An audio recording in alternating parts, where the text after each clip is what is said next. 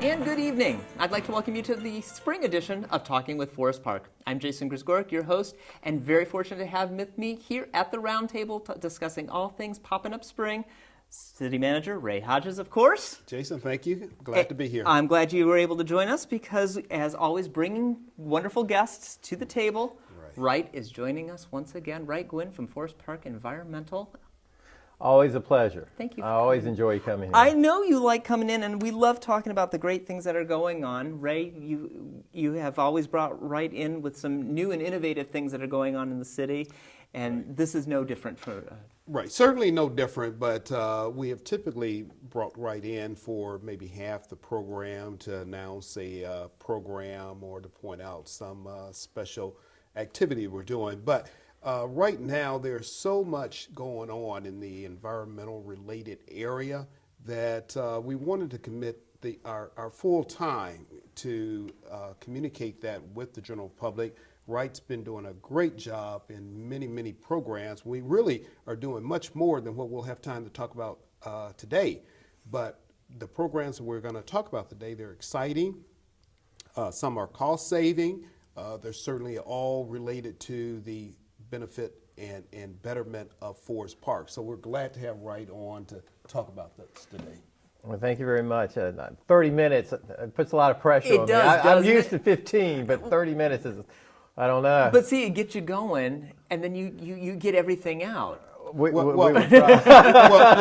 Here's the key thing. I think we got far more programs going on than we'll even be able to cover. So once we get started, you'll see there's some very exciting programs. I know there are two that we're definitely going to hit home about, and then we're going to cover a couple that are just coming up that are our typical house cleaning ones, no pun intended there, but just to get through the rest of the spring into summer, which will get us going. Right. But the first one let's definitely talk about is the eco tier. Going back to that, we had just mentioned it the last time we were on, and some changes that were going on. Right. You are bringing some cost-saving initiatives this way. Yes, we are. Now, for those people who aren't familiar with it, Forest Park contracted for their solid waste services in 2008, and basically we just had one level of service, and it was full service. And it was a cost saver. Before the contract went into effect, people were paying about $18.81 a month. When we went into contract, we were able to get it down to $17, which was we were very pleased with that. We also reduced the trash containers. They were like $3.50 a month for rental. We got that down to $1. So that was a cost savings. And large items, before the contract, it was like $10 a large item. We included that in the contract, so that was free. So that was we were really happy. But as the contract progressed, it was a 5-year contract, we realized that not everybody needed the full service. So we started thinking about what could we do for those people who generate less solid waste, actively recycle, so therefore didn't need the limited service, the two big trash cans of waste that was allowed in the full service program. Well, before we get into what is the smaller service, for those who are unfamiliar with the full service, what was the full service, so that if you were to compare before we get in? Full service, $17 a month. Yes. You got the big trash can, the 96-gallon trash can for $1 a month. You could put out large items, no extra cost. And that was basically full. And you could put out up to 6 32-gallon containers worth of trash a week. That was the maximum you could put out. And if you're putting that much trash that's out, a lot of trash. trash. It would take me all summer to build that up. So that equals 2 big Rumpke trash cans a week. Yes. Okay, so that's a lot. And we realized that's not necessary for a lot of people. So we introduced the Eco Tier in 2011. And basically the Eco Tier at that time, we said for $14 instead of $17, we'd put it down to $14. Okay. We'd provide them with a trash can at no cost, so that saved $1 there. But it was a smaller trash can. It was a 35 or 65-gallon container because they're generating less. They don't need the big one. And they could put out 1 large item a week at no extra cost. And that would be available to those people for $14 a month. Okay, so that was like 2011, the middle of the first contract.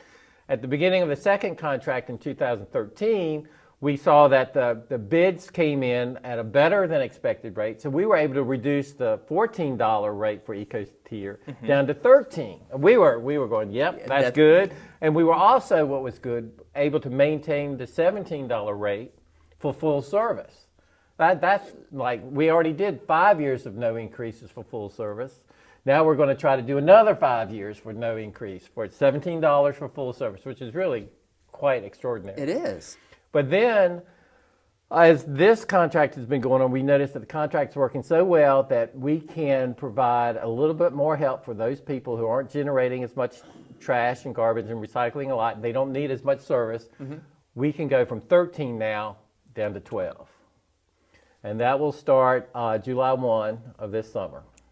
Now, of course, that's a cost savings to everyone for a service that is just, if you're listening to this now, you're hearing what a wonderful way to repurpose your house, get everything out. Definitely. It's what we would like to do is recognize those people who are doing a great job in recycling. Fair. Because we can give them a big container for recycling, and there's so much stuff now that you can recycle that you can divert all that stuff into the recycling container, and there's no limit for that. And which is, as you're saying, you're correct, because the newer systems are now allowing for all of it to go in one bin as opposed to glass here. Right. You don't your need ones and twos, everything. You don't have to worry about it You anymore. don't have to worry. Just throw it in that green or red container, recycling container, and you're done. Just roll it out with your trash, empties, and you can do as much as you want with that.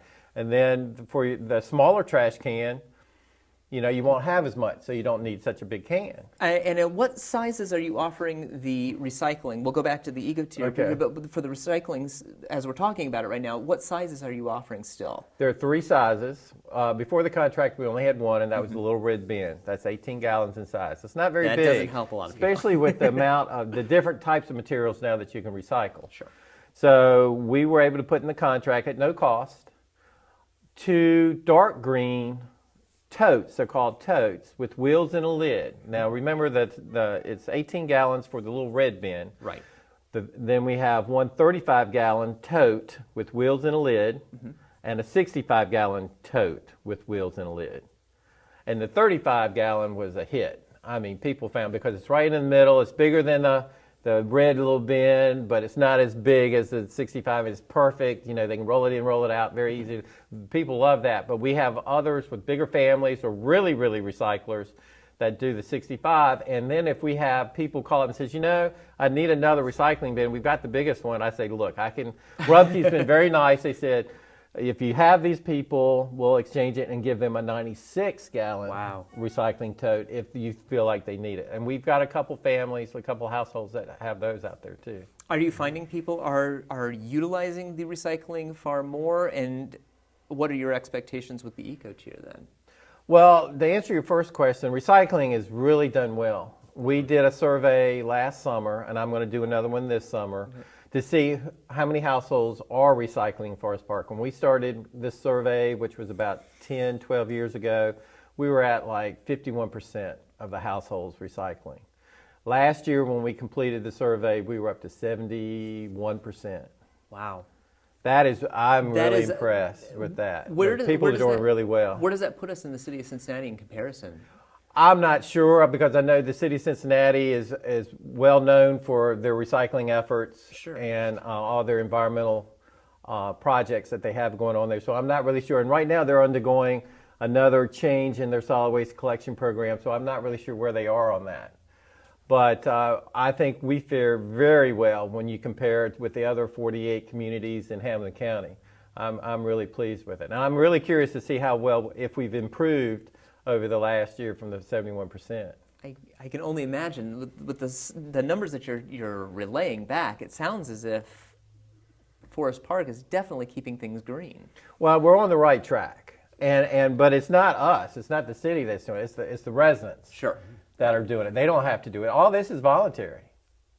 And so you got to give kudos. And that's why eco-tier is so important. We want to recognize these people. And again, being able to offer something so low cost in order to do the efforts in which they are already doing. Right. And if you think back right before the contract, they were paying $18.81 plus the rental fees and the large item fees and everything. Now these people, if they really recycle hard, can get the same service basically for $12 a month. And this is starting again, as you said before I cut you out, July 31st, correct? Right. And at that point, how long will this rate stay because of the contract? We hope the contract will end in October 2018. So we hope at least until the 2018, and then we'll see what the bids do in 2018. You looking to reduce any further? I mean, I'm happy where we are now. I don't want to forecast anything because it might jinx it. I think right now the solid waste fund is a very healthy position.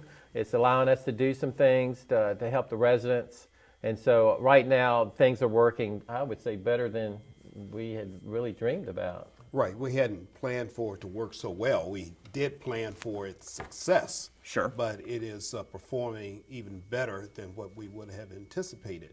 And especially with the fact that we went through a period of time, as you'll recall, when gas prices were going sky high and it looked like there was no end to it. Right. We became a lot more concerned, but that stabilized itself. And so the good thing is we have a multi-year contract. So it doesn't end this year or next year, but it goes on to the length of that contract. And we'll just have to see what the market brings with the next contract renewal.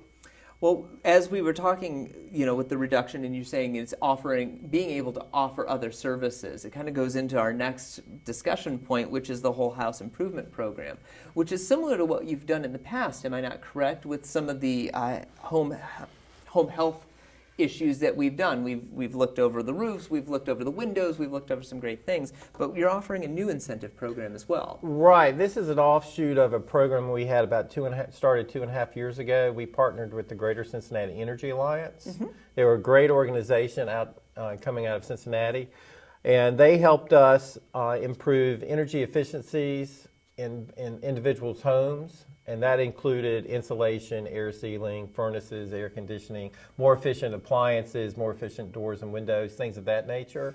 And it worked great. It was a good program for the number of years that we've done it. For 2.5 years, it worked great. We did 159 homes. We were able to subsidize the cost, so it wasn't as expensive as it could have been. And I think those people who had those improvements are very happy. But times change, missions kind of change, directions change, and so in 2014 we only had like 3 houses participate, and that kind of shot up red flags saying we need to re-examine this program. And the re-examination brought about a new partner, a new emphasis on home improvement. And so our new partner will be People Working Cooperatively. Mm-hmm. It's a nonprofit organization that started in 1975, I believe. They have about 130 certified home builders and about 7,000 volunteers. And what we have arranged is that we're going to put in $40,000 from our fund to get them here and concentrate on Forest Park. And that $40,000 will help renovate 40 homes a year, and we have to do it over a series of years. Okay. And we're going to try to target those households that are in the average 80% of the median income. So there is an income qualification. We'll probably go into what are the qualifications and how someone can get involved here. Right. But so there is a level of income that we're looking at. Because the previous program was open to everyone. Mm-hmm. Now we're going to focus to those people who might need it a little bit more, which I think is a good thing. I think it's a good thing. And not only are we going to concentrate on energy efficiency improvements, but we're also on standard of living issues, such as railings, if people needed railings to help move around the house, fans, just to circulate air. We're going to do minor electrical and plumbing issues, things of that nature. Are you looking interior, exterior? Interior. Both? All interior. Okay. The city has an exterior grant program that if the People Working Cooperatively sees that maybe they could take advantage of it, they will give them information saying you might want to contact the Community Development Department because they have a grant that you might want to take advantage of to improve the exterior of your home as well. So if I were a citizen of the area and I want to get involved, how can I get involved, and what are the specifications that would lead me to bringing someone into my home from PWC? Okay. PwC has established a direct line to their organization. Okay. They can contact me for information about the program, but I can't start the registration you can't start the process. Right. They have to either email or call PwC. Like I said, they established a direct line just for Forest Park residents. Okay. And they will be asked for some information, income level, what they think they need, things of that nature. They will be filling out the application as they're doing it over the phone. Once they're complete, the PwC will mail that application to the homeowner saying, is this right? We need verification, and they will sign it. And also when they return it, we'll return it with 2 years of tax information to make sure that they are within the income level. Okay. And then once that happens, then that's when they start scheduling when is it convenient for them to come in. The neat thing about this is that most of these improvements take about 1 day. They'll just send in a flood of volunteers, and they will make the improvements in 1, maybe 2 days at the most, and then they're done. That seems rather quick in comparison to what may or may need to go through the house. Again, you're looking at electrical, plumbing, but you've got how many volunteers did you say? They not us. Not them. You. PwC has a wealth. They said in their literature, they say 7,000. That's a small city. It really is. As far as I'm concerned. But they have quite a collection of talent as far as volunteers go. And they know, when they go in, they know what they're going to be doing and to what extent they're going to do it. So that's why they can do it. Now, if it's more complicated like a furnace or something like that, then yes, it might take longer. But replacing an appliance, doing minor plumbing, electrical work, installing railings, maybe a fan. I even did a fan once. It took me 2 weeks, but I am not certified. You have the but green, it hasn't burned down the house yet. You have a green thumb. You might not. Mechanical is not my. That is okay. When will this all take into place? I know this was discussed at council not too long ago. But when can someone who's watching the program now get involved, start phoning you to get on the list, to get things going, so that they can Well, Ray could probably talk more about the resolution and being it passed and stuff like that. Right.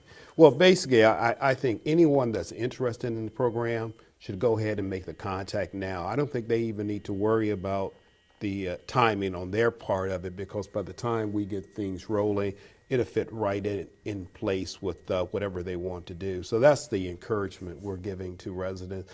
You hear about the program, you think you might qualify, go ahead and contact us now. The program is going to happen. Sure. So and regardless of anything else, you have to be scheduled to get the work done anyway.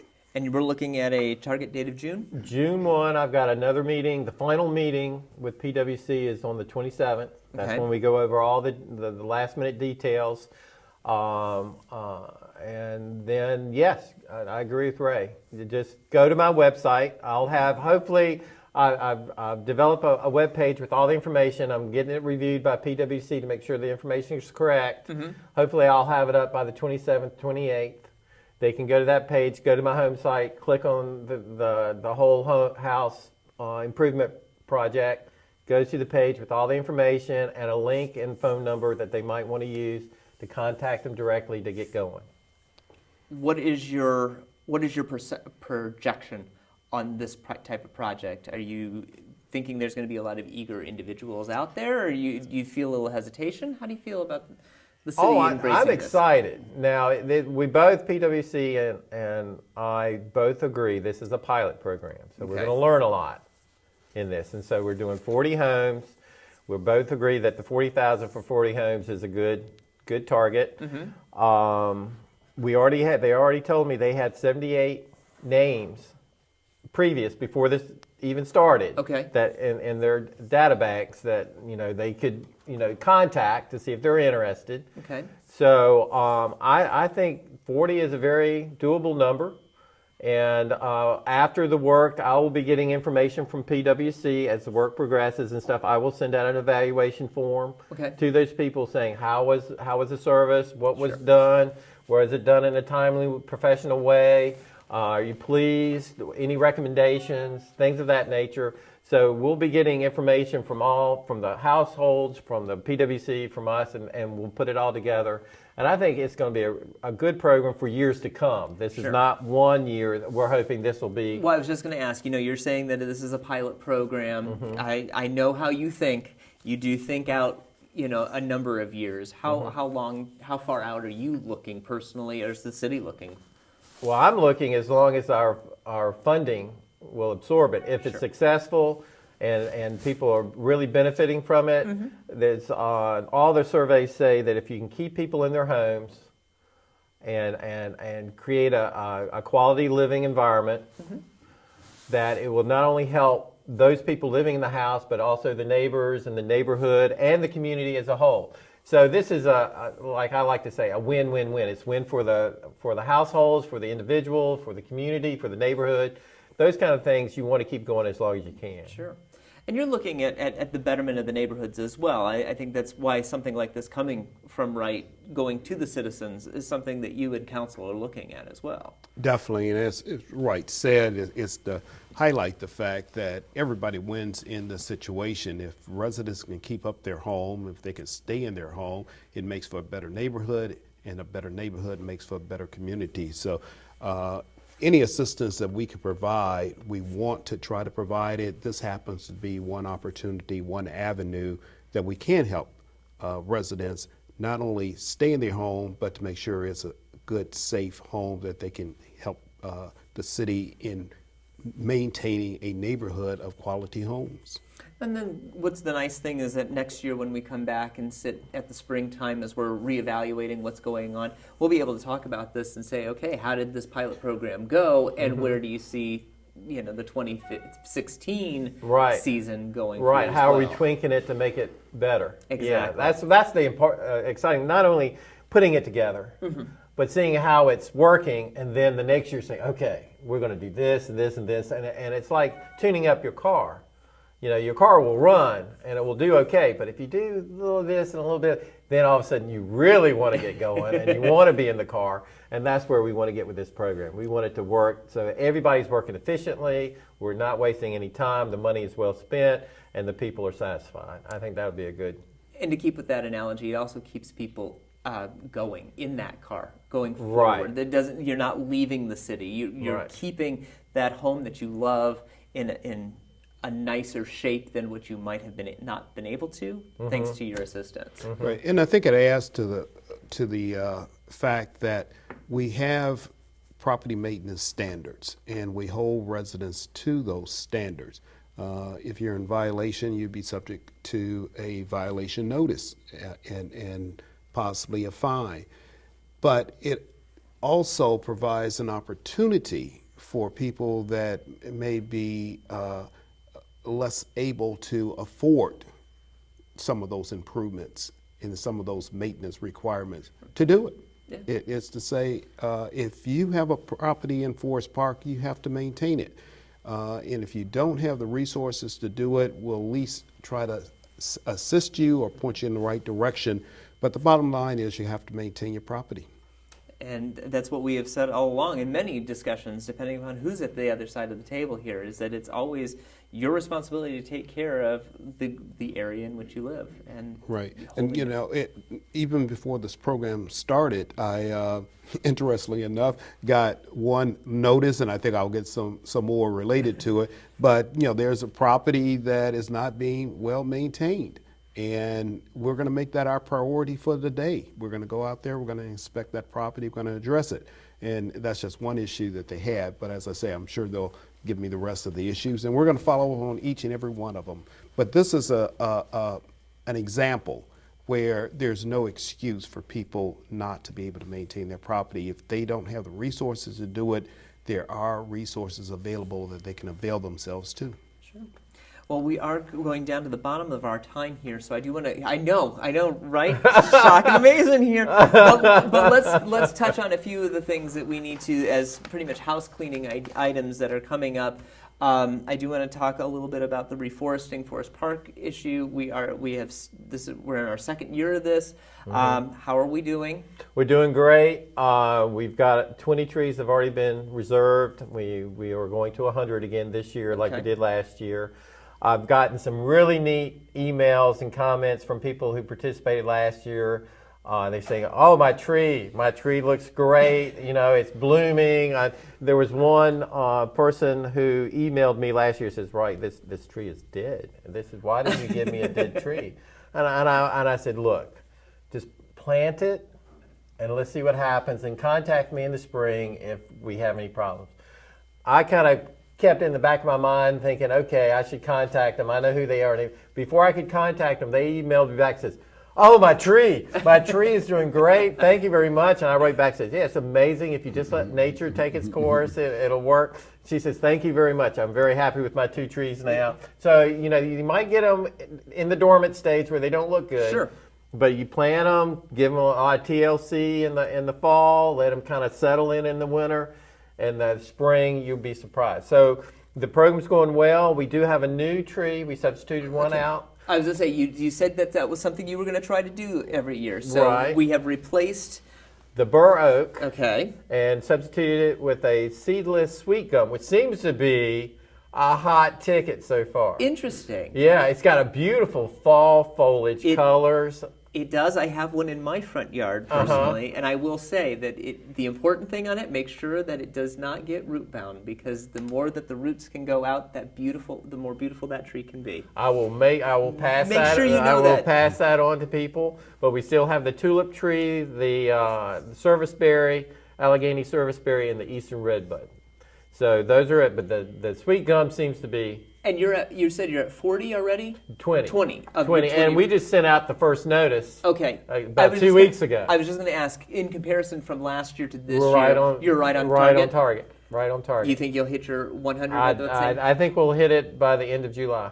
That is great. And we'll deliver them in October, the first week in October, because you don't want to plant them in the hot part of the season. No. So yeah, we're real excited about that. And of course, some last-minute issues before we have to close our doors today. We do have a paper shredding event coming up. Yes, we do. Which is very important. Where it's going to be at Winwinwin High School. Saturday, May the 23rd. So if you watch this after the 23rd, don't come on that on the next Saturday. You'll be disappointed. But yes, we're working with Kappa. The Alpha Kappa Alpha sorority, they're the ones who wanted to do it. Okay. So I said, okay, let's do it. And they contacted a shredder, and so it's going to be there from 10 to 1 in the high school parking lot on Saturday, May the 23rd. Bring your paper. If you got a lot of paper, we might pull you out of the line and sit you into a loading zone, because we want to keep the flow going. So if you have a lot, we're going to pull you out so you don't slow up the lines. But we'll get it shredded. Just give us a little bit of time. And these are using you can bring your sensitive issues, bank stubs, things like that, without any fear of anything. Because I know a lot of people are concerned that when you're bringing sensitive material to an open public venue, that they can watch. If they want to watch paper being shredded, there will be a monitor. Now, whether it's your paper being shredded, you don't know. Paper looks like paper. But just make sure that you don't have any metal or anything, just paper. You can keep the staples, you can keep the paper clips, but no metal binders, no hard drives, no floppy disks, nothing that might contain information. Just paper, because we don't want to do damage to the machinery. We've done something like this before, but not to this large scale, have we? I haven't. This is my first. And so we're going to learn, and apparently we're getting calls from all over the county. Cintas used to do it on a regular basis, and they haven't. They were merged into another company, and so there are not that many around anymore. So we're getting a lot of calls. If it's very successful, then we might have it either every year or every other year or something like that. So it should be interesting to see how it turns out. Keep those numbers again. That's from 10 a.m. to 1 p.m. on May 23rd, Saturday, and that's going to be at the parking lot of Winwoods High School. So make sure you're Exactly. a part about that. Exactly. And then finally and foremost, the large appliance curbside not recycling, but collection. Which is always important. That is continuing as well. Right. Now, we've primarily focused on those items, appliances with Freon, because we don't want the Freon to be let loose into the atmosphere. That's bad news. Yes. So we do refrigerator, freezers, air conditioners, dehumidifiers, but we also expanded it to include stoves, water heaters, dishwashers, clothes washers, things like that. All they have to do is call me. Okay. And we will schedule when they can put it out. We'll ask them to put it out one evening, and then we'll schedule Public Works to come by and pick it up the next morning early. We try to get it before the scavengers, find them. But that'll run through like the end of August. Okay, and so we're starting now until then. Right. It's a great time. We're discussing spring here, spring cleanup, clean out, get things going, bring out the old, possibly bring in something new. Always. But and you're saying end of summer, basically? Yeah, kind of end of August for that program. And again, if anybody needs to get in contact with Wright, that's 595 Land. You can get a hold of Wright down at the office and get some information. Believe it or not, we've made it to that point, but you've got one more point.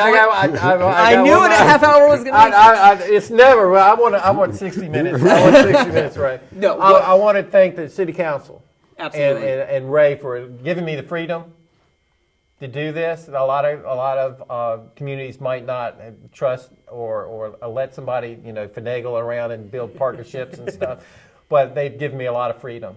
And I definitely appreciate that, because that just feeds on more thought and more innovation and more partnership. So thank you very much for letting me do that. And I want to thank Waycross Community Media, because y'all are just a gem to work with and getting information out. And I'm sorry that every community didn't have a program like yours. I wish we could do, but the same goes for you.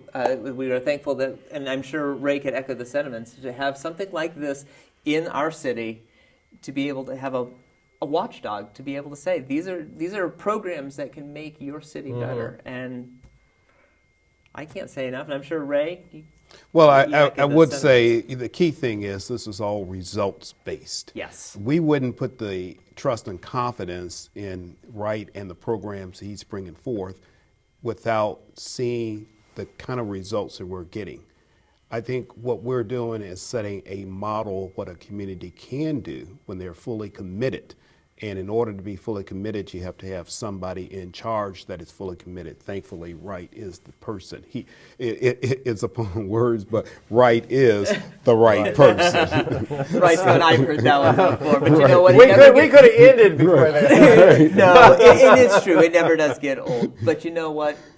We are very thankful to have a program like that. And again, with the leadership that we have, it is important to get that going. So it takes a team. It does. And with the way the council, Ray, and you all work together, it keeps our city green. And that's the important part. So I want to thank Ray. I want to thank Wright for joining us tonight. Enjoyed it. And again, we'll be back. There's always plenty of time. I look forward to it. I look forward to the email saying, well, Wright is coming on tonight. I'm like, all right, we know what we're talking about. So we look forward to hearing from you. Again, Ray, thanks for joining us, bringing in wonderful people here to talk about the things that the city needs to know. I want to thank you for joining us as well. This has been your opportunity to talk with those in the know here on Talking with Forest Park. I'm Jason Skoric, Waycross Community Media's Government Access Coordinator. Again, giving you the opportunity to talk with Forest Park. Have a great evening, enjoy your spring, and we'll see you soon.